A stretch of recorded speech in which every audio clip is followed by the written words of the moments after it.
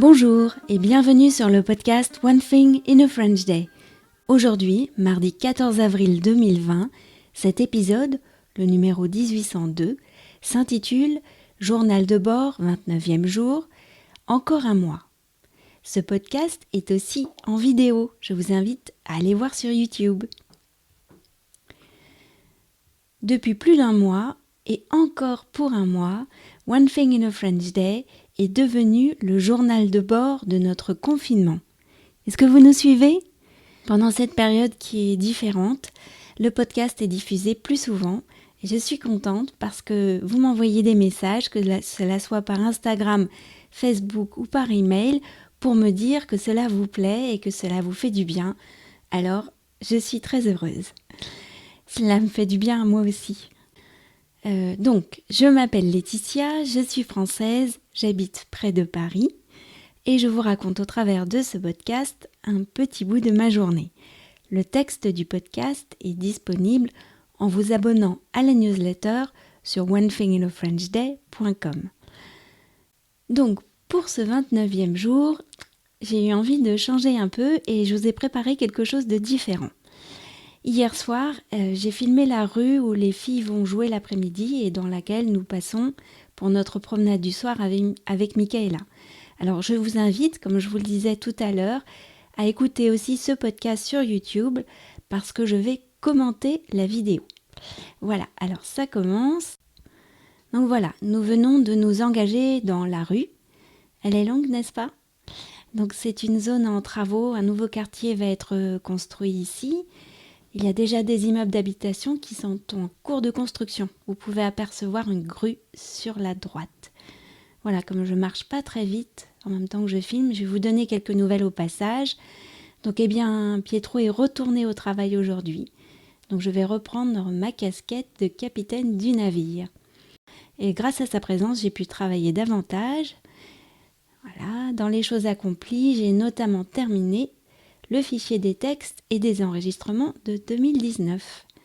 Donc là, nous arrivons à l'endroit où je m'entraîne à faire du kung-fu, c'est sur la gauche, pendant que les filles font du vélo. Voilà, donc sinon hier soir, notre président a parlé, le confinement est prolongé jusqu'au 11 mai. Il y aura d'autres points de suivi, mais les crèches, écoles, collèges et lycées devraient réouvrir progressivement à partir de cette date, avec des aménagements. Alors là, je vais me mettre sur la gauche parce que je voulais vous montrer quelque chose. Voilà, je vais zoomer. Alors, je vais vous montrer quelque chose que je n'avais pas remarqué tout de suite. Il faut dire qu'il était bien caché. C'est un dessin qui est sur le mur de ce bâtiment. Vous le voyez, le bonhomme avec un chapeau. Malheureusement, on ne peut pas le voir en entier et je n'arrive pas à distinguer les mots qui sortent de la bouche de ce personnage. Donc voilà, on va reprendre. Donc là, un petit tour vers le chantier. C'est un immeuble qui est en construction. Nous habitons derrière tout ça, cette zone. Allez, c'est reparti. Donc les écoles devraient rouvrir. Par contre, il n'y aura pas de reprise des cours en présentiel pour les étudiants. D'ailleurs, Pietro pense... Ah oui, alors là, cette vue, j'adore parce que avec l'arbre et le ciel, pendant ce petit passage, on a l'impression d'être à la campagne. Il pourrait très bien y avoir un champ derrière. Donc je disais, pour les étudiants, il n'y aura pas de cours en présentiel. Et d'ailleurs, Pietro pense même que nous ne pourrons pas partir en vacances cet été. Voilà.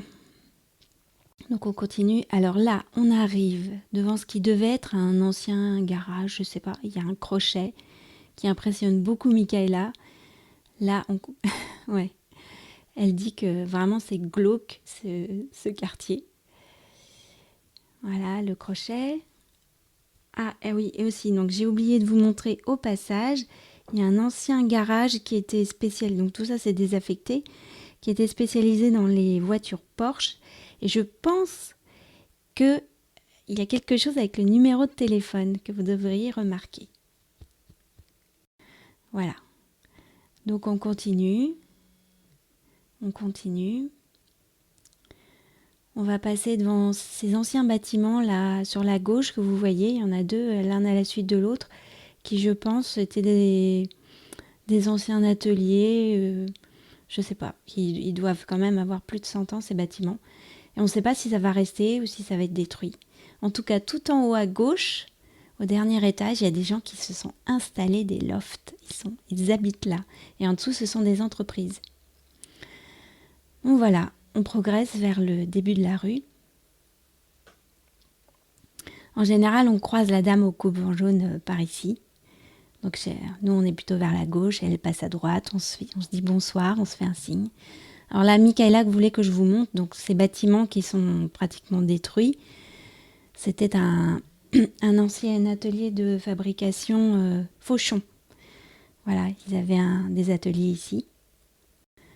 Voilà, alors Michaela a décidé de passer devant, elle m'a pris les bâtons. Bon, elle marche pas exactement comme moi. Donc voilà ce que ça donne, la marche du soir. Et on arrive au bout de cette rue. Et on va reprendre sur une grande avenue qui s'appelle l'avenue de l'Europe, sur la droite. Et ce que je voulais vous montrer aussi, ce qu'on aperçoit, il y a un parc derrière ces bâtiments. C'est le parc où je vais souvent après l'école avec Lisa.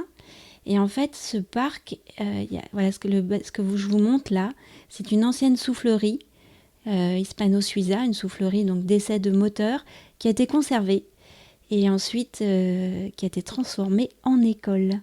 Voilà, et ben voilà, c'est fini. Coucou les amis, j'espère que ça vous a plu et puis je vous dis à bientôt.